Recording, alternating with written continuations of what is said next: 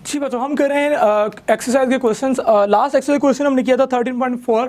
Next जो question हम करने जा रहे हैं वो है 13.5। 13.5 का जो स्टेटमेंट है वो मैं पढ़ने जा रहा हूँ। What are the difficulties in testing whether the filament of light bulb obeys Ohm law. Okay, I repeat, what are the difficulties in testing whether the filament of the light bulb obeys Ohm law?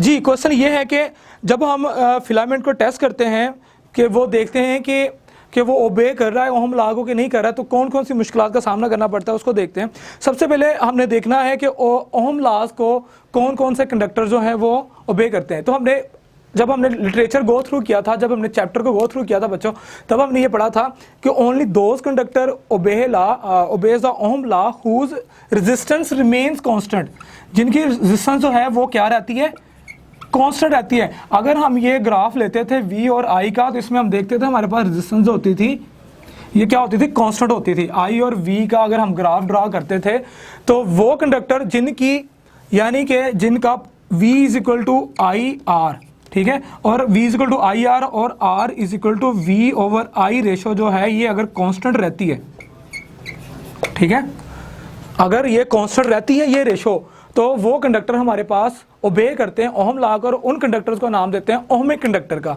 ठीक है। जो कि इस condition को ओबे नहीं करते उनको हम नाम देते हैं non ohmic substances, non ohmic conductor का। ओके, सो ये डिफिकल्टीज ये हैं कि जब फिलामेंट हम टेस्ट करते हैं बल्ब का, तो क्या होता है, टेम्परेचर राइज करना शुरू कर देता है। जब जैसे से टेम्परेचर राइज करता है हमारी ये कर्व जो है ये इस तरह होनी शुरू हो जाती है, ये कांस्टेंट नहीं रहती। आर की वैल्यू जो है बच्चों ये कांस्टेंट नहीं रहती, R does not remain constant, ठीक है, with the rise of the temperature. जैसे से टेम्परेचर राइज करता है रेजिस्टेंस बढ़ जाती है, ठीक है।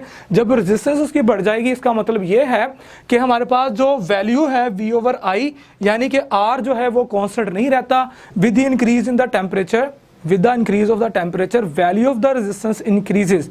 So only those substances obey Ohm law whose resistance remains constant. Okay, जिनकी resistance constant रहती है वो obey करते हैं Ohm law को, जबकि जिनकी resistance constant नहीं रहती वो Ohm's law को obey नहीं करते। So filament of the bulb जो है उसकी resistance constant नहीं रहती, with the rise of the temperature उसकी resistance rise कर जाती है, जिस वजह से वो फिलामेंट जो है उसको टेस्ट करते हुए हमें डिफिकल्टी महसूस होती है।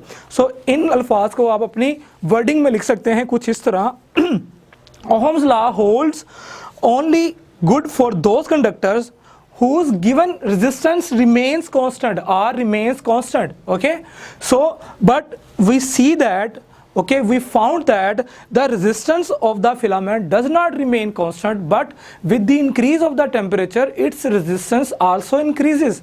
Hence we can say that the filament of the bulb does not obey the Ohm's law. So these are some difficulties because the rise of the temperature and the changing of the resistance. So these are some difficulties in testing whether the filament of the bulb obeys Ohm law or not. Now we are going to discuss next question. This is 13.6. 13.6 हमारे पास numerical type question है, इसको हम देखते हैं, इसको solve करते हैं जी। Okay, 13.6 में चलते हैं।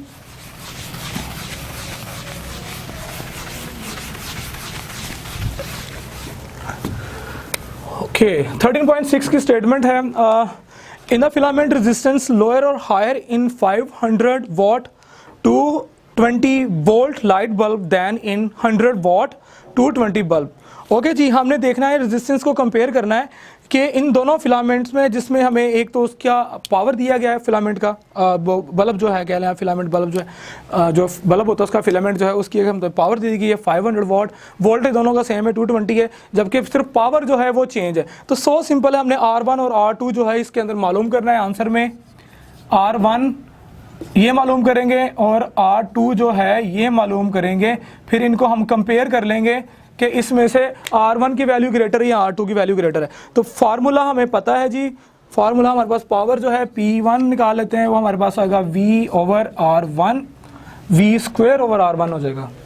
ओके, सो यहाँ से हमने R1 निकालनी है, तो हमारे पास R1 is equal to V square over P1। Okay, so values इसमें पुट कर लें, सो सिंपल, 220 ओवर 500 इसका ले लें स्क्वायर, तो आंसर आपके पास आ जाएगा। इसको जब सॉल्व करते हैं 6.8 ओम। ठीक है जी, ये आ गया R1। अब हमने मालूम करना है R2। तो R2 के लिए आप सिंपली यहाँ पे लिख दें R2, यहाँ पे लिख दें V सेम ही है, यहाँ पे P2 लिख दें। तो V2 हमारे पास 220 ही है और नीचे हमारे पास है 100। जब इसको सोल्व करते हैं तो हमारे पास आंसर आता है जी 484 ओम। तो आप देख सकते हैं R1 और R2 को, यानी कि R2 हमारे पास ग्रेटर आ रही है R1 से। Okay, you can see that हमारे पास जब हमने कैलकुलेशन की है तो फिलामेंट जो सेकंड बल्ब का उसकी रेजिस्टेंस क्या होगी, ज़्यादा होगी। ठीक है, अब हम चलते हैं नेक्स्ट क्वेश्चन की तरफ। नेक्स्ट क्वेश्चन है बच्चों आपका 13.7। 13.7 को देखते हैं क्या स्टेटमेंट है क्या नहीं है। ओके,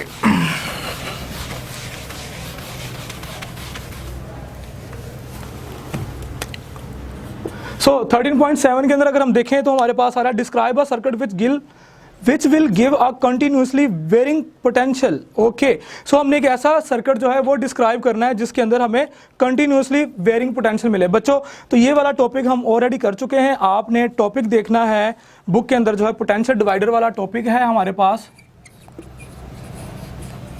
पोटेंशियल डिवाइडर रियोस्टेट वाला टॉपिक जो है आपने 13.7 के लिए जो है आपने ये देखना है, उसकी सर्किट डायग्राम देखनी है। इसका आंसर वहां पे 13.8 की तरफ देखते हैं।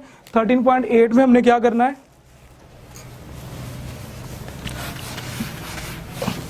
ओके जी 13.8 की जो स्टेटमेंट है वो मैं पढ़ने लगा हूं।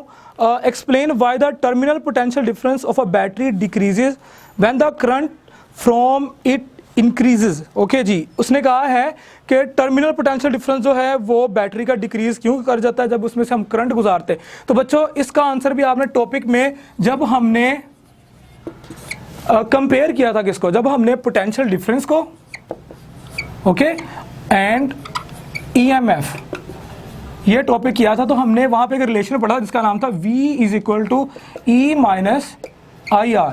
ये हमने पढ़ा था। ये पोटेंशियल डिफरेंस होता है, ये E होती है। जब इंक्रीज करते हैं हम करंट को तो ये फैक्टर इंक्रीज हो जाता है। जब ये इंक्रीज हो जाता है तो हमारे पास इसकी वैल्यू जो है क्या हो जाती है, कम हो जाती है। ठीक है, तो पोटेंशियल डिफरेंस की वैल्यू EMF से कम हो जाती है। ये हमने डिस्कस किया था डिटेल से, आपने वहां से पढ़ लेना है। थर्ड क्वेश्चन जो है रह गया last question 13.9, last question of the this chapter. Okay जी, what is the Wheatstone bridge and how can it be used to determine an unknown resistance? It can be like a long question, okay, just like a long question कि अगर इसको हम long question के तौर पे लेते हैं तो आपने सबसे पहले व्हीटस्टोन ब्रिज जो है, अगर आपको याद होता है ऐसे करके, फिर हमने यहाँ पे गलवानोमीटर यूज़ किया था, फिर ये आ गई थी, फिर हमने यहाँ पे ऐसे करके लिया था, फिर एक रेजिस्टेंस ऐसे ली थी, इसको हमने ऐसे फिर बना के यहाँ पे ये हमने सारा ड्रॉ किया हुआ था, अगर आपको याद हो। ये गलवानोमीटर था लैग, ये मैंने बड़ी रफ बनाई हुई है, हमने इसको डिटेल से पढ़ा हुआ है। तो इस क्वेश्चन के लिए भी आपने 13.9 के लिए भी आपने सी टॉपिक जो है लास्ट टॉपिक है हमारे पास, लास्ट से पहले व्हीटस्टोन ब्रिज वाला, व्हीटस्टोन